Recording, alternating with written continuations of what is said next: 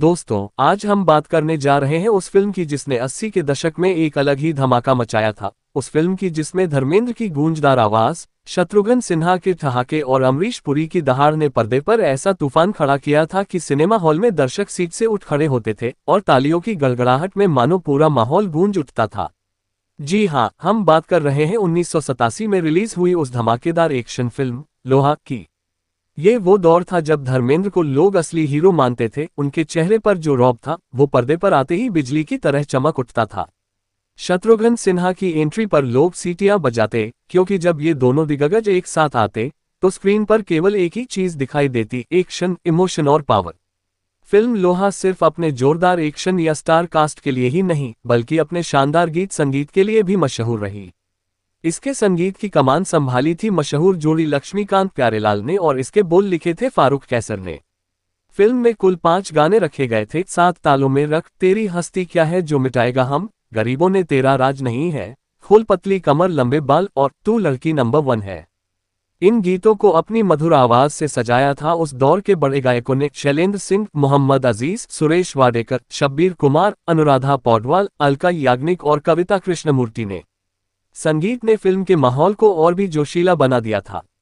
Film जब 1987 में release हुई तो उस साल के बॉक्स ऑफिस पर इसका शानदार प्रदर्शन हुआ। करीब 1.5 करोड़ के बजट में बनी इस फिल्म ने करीब 3 करोड़ 20 लाख की कमाई की और साल की 13वीं सबसे ज्यादा कमाई करने वाली फिल्म साबित हुई। अगर बात करें उस साल की सबसे बड़ी फिल्मों की तो पहले नंबर पर थी धर्मेंद्र की ही हुकूमत, जिसने 5.5 करोड़ का कारोबार किया था। दूसरे नंबर पर रही मिस्टर इंडिया और तीसरे पर खुदगर्ज। यानी यह साफ था कि 1987 पूरी तरह धर्मेंद्र का साल था। फिल्म लोहा की कहानी अपने आप में भी काफी दिलचस्प थी। कहा जाता है कि यह कुछ हद तक 1953 की एक French film the wages of fear से प्रेरित थी, जो खुद उसी नाम के एक उपन्यास पर आधारित थी। हालांकि कहानी की नींव भले ही प्रेरित रही हो, लेकिन लोहा का परिवेश, किरदार और ट्रीटमेंट पूरी तरह भारतीय था। फ्रेंच फिल्म में विलन एक शहरी और चालाक गैंगस्टर था, जबकि लोहा में अमरीश पुरी का किरदार पहाड़ी इलाके में गब्बर सिंह की तरह अपने अड्डे पर राज करता दिखाया गया। फ्रेंच फिल्म का नायक अपने फायदे के लिए कुछ भी करने को तैयार एक गुनहगार इंसान था, लेकिन लोहा में धर्मेंद्र का किरदार सच्चाई और इंसाफ के रास्ते पर चलने वाला, अपने उसूलों का पक्का इंसान था। अब बात करें फिल्म के सबसे यादगार किरदारों में से एक अमरीश पुरी की। उनका लुक इस फिल्म में कुछ अलग ही था और इसका कारण भी दिलचस्प है। दरअसल अमरीश पुरी का getup Hollywood film mad max 2 के एक किरदार लॉर्ड हमंगस से प्रेरित था। उस किरदार के चमड़े के जैकेट और अनोखे हेयर स्टाइल से आइडिया लेकर ही अमरीश पुरी का लुक डिजाइन किया गया था। हालांकि दोनों किरदारों की पर्सनैलिटी में कोई समानता नहीं थी, लेकिन लुक ने फिल्म को इंटरनेशनल टच जरूर दिया था। शत्रुघ्न सिन्हा की बात करें तो वो अपने स्टाइल और संवाद अदायगी के लिए मशहूर थे, लेकिन उनकी एक आदत भी फिल्म की टीम के लिए परेशानी बन जाती थी और वो थी लेट आने की।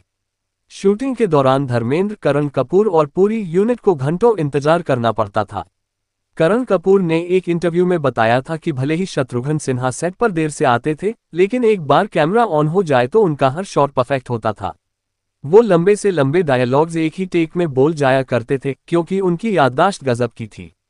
करण कपूर की बात चली है तो बताते चले कि वो मशहूर अभिनेता शशि कपूर और जेनिफर केंडल के बेटे हैं।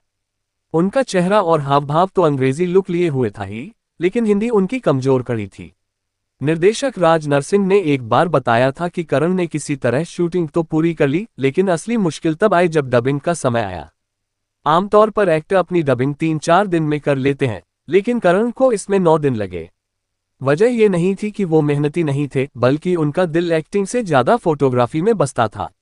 शायद यही कारण रहा कि एक हिट फिल्म देने के बाद भी करण कपूर ने फिल्मों से दूरी बना ली और आगे चलकर फोटोग्राफी को ही अपना करियर बना लिया। लोहा की रिलीज से कुछ ही दिन पहले निर्देशक राजकुमार कोहली की फिल्म इंसानियत के दुश्मन आई थी, जिसमें धर्मेंद्र और शत्रुघ्न सिन्हा दोनों ही थे। दिलचस्प बात यह थी कि उस फिल्म में भी लोहा शीर्षक वाला एक गीत था।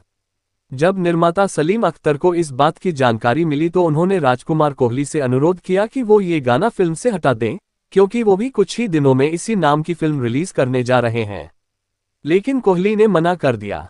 हालांकि बाद में जब लोहा रिलीज हुई तो ये साबित हो गया कि दोनों फिल्मों का आपस में कोई नुकसान नहीं हुआ और लोहा अपनी जगह हिट साबित हुई। साल 1987 धर्मेंद्र के करियर के लिए बेहद खास साल रहा। उस साल उन्होंने 7 हिट फिल्में दी, इंसानियत के दुश्मन, लोहा, हुकूमत, आजा, आज वतन के रखवाले, इंसाफ की पुकार और दादागिरी। ये वही दौर था जब धर्मेंद्र हर फिल्म में एक्शन के साथ साथ अपनी इमोशनल परफॉर्मेंस से भी दर्शकों का दिल जीत रहे थे। हुकूमत तो उस साल की सबसे ज्यादा कमाई करने वाली फिल्म बनी और धर्मेंद्र एक बार फिर दर्शकों के चहेते हीरो बन गए।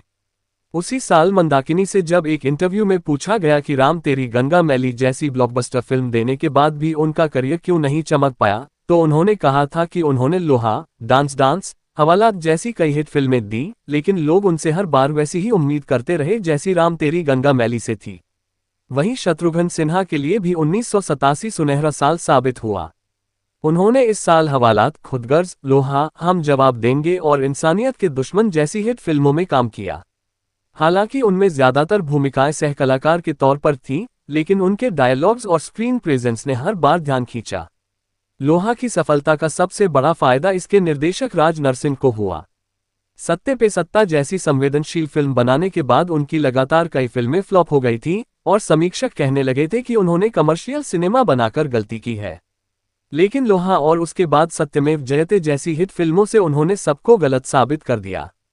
हालांकि 1990 में आए थानेदार के अलावा उनकी बाकी फिल्में फिर वो कमाल नहीं दिखा पाईं। फिल्म की अभिनेत्री माधवी भी उस समय चर्चा में थीं। कहा गया कि उन्हें अमिताभ बच्चन की वजह से फिल्में मिल रही हैं, लेकिन माधवी ने इन अफवाहों को सिरे से नकारते हुए कहा कि अमिताभ उनसे 20 साल बड़े हैं और उनके मन में उनके लिए सिर्फ सम्मान है। उस साल माधवी की 3 फिल्में सफल रहीं, लोहा, इंसाफ कौन करेगा और सत्यमेव जयते। हालांकि 1987 धर्मेंद्र के लिए हिट फिल्मों का साल रहा, लेकिन उसी साल उन पर एक अनचाहा रिकॉर्ड भी जुड़ गया। उनकी ज्यादातर फिल्में एक्शन से भरपूर थीं और इसी कारण उन्हें एडल्ट सर्टिफिकेट दिया गया। लोहा, हुकूमत, इंसानियत के दुश्मन, जान हथेली पर, वतन के रखवाले जैसी आधा दर्जन फिल्मों को ए सर्टिफिकेट मिला था। बाद में यही रिकॉर्ड मिथुन चक्रवर्ती ने 90 के दशक में तोड़ा, जब उन्होंने एक के बाद एक बी ग्रेड एडल्ट फिल्में की। फिल्म में बाल कलाकार के रूप में नजर आए थे जुगल हंसराज, जिन्हें पहले मासूम में उनकी शानदार अदाकारी के लिए खूब सराहा गया था। उन्हें लोहा और हुकूमत दोनों में कास्ट किया गया और दिलचस्प बात यह है कि दोनों फिल्मों के हीरो धर्मेंद्र थे। लोहा में उन्होंने शत्रुघ्न सिन्हा के बेटे का किरदार निभाया था। कुछ ही साल बाद यानी 1994 में जुगल हंसराज ने बतौर हीरो वापसी की। फिल्म के निर्माता हरीश शाह ने बताया था कि लोहा से पहले उनकी एक और फिल्म जलजला की प्लानिंग हो चुकी थी, जिसमें भी धर्मेंद्र और शत्रुघ्न सिन्हा थे। संजीव कुमार उस फिल्म में विलन का रोल करना चाहते थे, लेकिन उनके निधन की वजह से वो फिल्म डिले हो गई और विलन के रोल में डैनी डेंगजोंगपा को लिया गया। लेकिन चूंकि लोहा पहले रिलीज हो गई, इसलिए जलजला का असर बॉक्स ऑफिस पर फीका पड़ गया।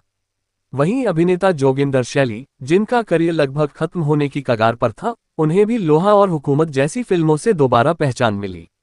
कई सालों बाद वो फिर से बड़े बजट की फिल्मों में दिखाई दिए और इस तरह लोहा सिर्फ एक फिल्म नहीं बल्कि उस दौर का प्रतीक बन गई जब धर्मेंद्र जैसे सितारे अपने दम पर सिनेमा हॉल्स भरवा देते थे, जब हर डायलॉग पर तालियां बजती थीं और जब दर्शक सिर्फ कहानी नहीं बल्कि हीरो की मौजूदगी देखने सिनेमा जाते थे। लोहा ने न सिर्फ अपने टाइटल की तरह दमखम दिखाया, बल्कि ये साबित कर दिया कि सच्चे स्टार्स वही हैं जो अपने जोश, जुनून और जज्बे से पर्दे को जिंदा कर दें। तो दोस्तों, ये थी 1987 की धमाकेदार एक्शन फिल्म लोहा की अनसुनी कहानी। अगर आपको यह वीडियो पसंद आई हो तो इसे लाइक और शेयर करना न भूलें और ऐसे ही दिलचस्प किस्सों के लिए चैनल को सब्सक्राइब करें और बेल आइकन दबा दें ताकि अगली बार जब हम किसी और पुराने बॉलीवुड धमाके की कहानी लेकर आएं, तो आप सबसे पहले उसे सुन सकें। धन्यवाद।